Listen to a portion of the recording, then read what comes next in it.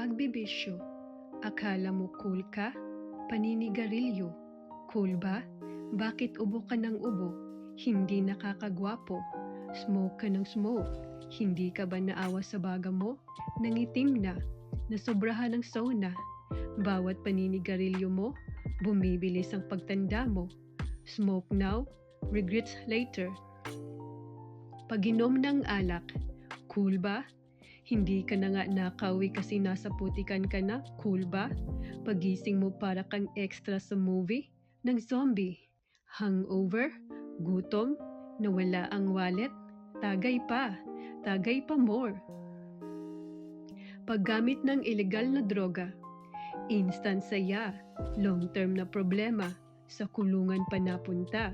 Akala mo cool, pero bakit parang goodbye life na? Energy booster, kape at tsokolate, hindi powder. So ito ang part 1 ng pagbibisyo. Akala mo astigno, pero katawan, utak, relasyon ng pamilya, pati wallet mo, ang sinisira nito. Tandaan, bawat hit-hit at tagay, malapit ka ng magka-VIP ticket sa kabilang buhay. Follow for part 2. Bye!